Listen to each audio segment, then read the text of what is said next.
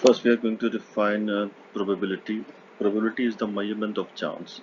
Uh, in mathematics, we find a probability of an event by assigning a number to that event. That number is between 0 and 1 inclusive. So we have a probability scale ranging from 0 to 1. If an event has probability 0, that means it is an impossible event. It cannot occur, right? And if an event has a probability 1, that means it's a certain event. So any event has a probability between 0 and 1 inclusive. It cannot have any value greater than 1 or less than 0. It cannot have a negative probability or a probability greater than 1. And in the middle we have 0.5. If an event has a chances of equal chances of occurrence, that is a 50-50 chance or 50% of chances of occurrence, then it has probability 0.5 or in fraction 1 by 2. Normally the probability is measured or written in decimals or fractions, or sometimes, very rarely, in percentages. So and if an event has a chance closer to a 0, for example 0.1, 0.2, 0.3, or 1 by 3, 1 by 4, 1 by 5, then we say that it is an unlikely event. That means it has very low chances of occurrence. Or if an event has probability closer to 1, like 0.8, 0.9, 0.85, or 1 by 8, 1 by 9, then we say that it's a likely event. That means it has strong chances of occurrence. It has a good chances of occurrence. What is an outcome? An outcome is the result of a single trial of an experiment. For example, when we throw a coin, we may get a head or a tail. So these are two possible outcomes. We can have an outcome of a head or a tail. When we throw a die, we can have 6 different outcomes: 1, 2, 3, 4, 5, or 6. A coin has two faces, head or tail. For example, Pakistani 10th rupee coin I'm showing you, it has a head or a tail. On the left you have an head and tail. And then I'm showing you a British £1 coin, and its head on the left and tail on the right. Okay, what is an event? One or more outcomes in which we are interested, or of which we are or which we want to find the probability of occurrence, is called an event.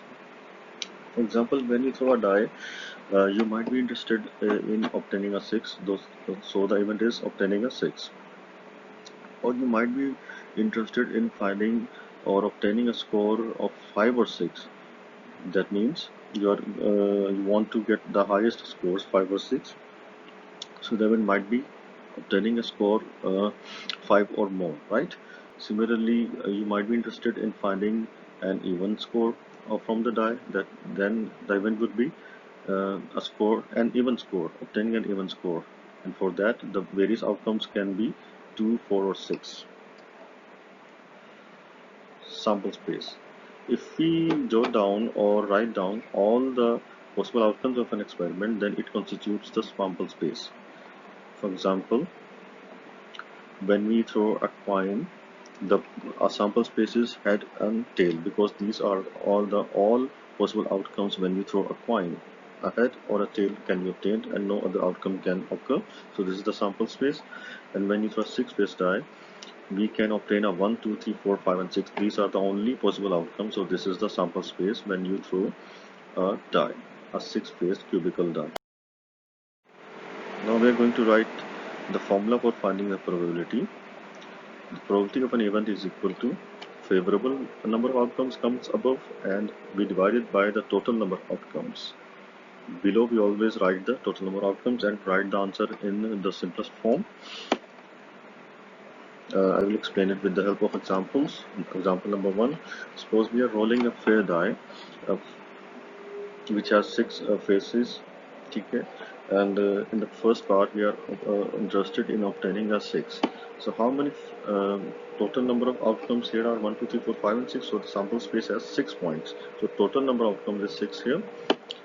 Number 1 part, we have to find a probability of 6. So how many 6s are there in the sample space? There is only 1 6. So the total number of favorable points is 1, because it's only a single point, 6, only one outcome. So 1 will come above and 6 will come below, because the total number of outcomes is 6. Next, second part, we have to find the probability of obtaining an even number. How many even numbers are there? We notice the even numbers there. The even numbers are 2, 4, and 6. These are 3. So favorable number outcomes here is 3. So to find the probability of obtaining an even number, we will divide the favorable outcomes, which is 3, by the total number of outcomes, which is 6, and we will simplify the answer by dividing above and below by the table of 3. So we get the answer 1 by 2. Part 3. We have to find the probability of obtaining a 1 or 2 when we throw a die. So 1 or 2, obtaining 1 or 2 is our success. That means these are our favorable outcomes. How many are these? These are 2 outcomes. So to obtain the probability of obtaining a 1 or 2, we will divide the favorable outcome, which is 2, by the total number of outcomes, which is 6. Example 2. Suppose a card is drawn from a box containing 12 cards, and the cards are numbered from 1 to 12. So these are 12 cards. And we have to find the probability in part 1 of obtaining a 7. Alright, so first I'm going to mention the sample points, the sample space. The sample space has 12 cards. That means the number of possible outcomes is 12. In first part, we have to find the probability of obtaining a 7. How many 7s are there? There is only one 7, so number of favorable outcomes is 1. So we will divide it by the total number of outcomes, which is 12. So probability of 7 will be simply 1 over 12. In part 2, we have to find the probability of obtaining an odd number. So between 1 and 12, we will write down the odd numbers, and these are 1, 3, 5, 7, 9, or 11. How many are these? These are 6. So the number of favorable outcomes is 6. So to obtain a probability of obtaining an odd number card is favorable outcomes above 6, and below we have total number of outcomes 12. So 6 or 12, and we will simplify the answer and we get the answer 1 over 2. Part 3. Probability of obtaining a perfect square. Perfect square is a number which can be written as a square of some integer. So we will note down the perfect squares between 1 and 12. And what are these? These are only 1, 4, and 9, because you can write 1 as a square of 1, you can write 4 as a square of 2, and you can write 9 as a square of 3. So these are the only 3 favorable outcomes in this event of obtaining a perfect square. So to obtain the probability of obtaining a perfect number, a card with a perfect square number, we will divide the favorable number of outcomes, which is 3, by the total number of outcomes, which is 12, and we simplify the answer and get 1 by 4. Example in the next part, example is the same. Next part, we have to find the probability of obtaining a card with a prime number. So prime numbers are the numbers which do not divide on any number except 1 in itself. So the prime numbers here are 2, 3, 5, 7, and 11. So to obtain a probability of getting a card with a prime number on it, we will divide the favorable outcome, which is 5 here, by the total number of outcomes, is 12, and they don't simplify. The power 12 is the final answer. And number 5 part, we have to find the probability of obtaining a negative number. How many negative numbers are there?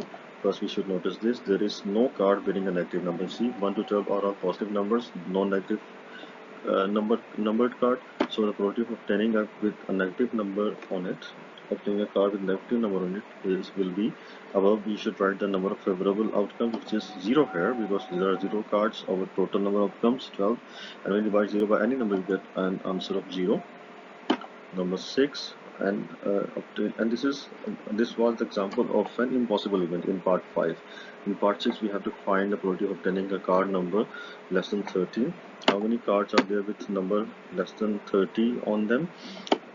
All the cards are having number less than 30, because 1 to 12 all numbers are less than 13. So the number of favorable outcomes is 12, sorry, which is equal to the total number of outcomes, and the probability of obtaining a card less than 13 will be 12 or 12. And when you simplify, you cancel them above, eventually you get 1. And this is the example of a sure or certain event, because it has a probability 1.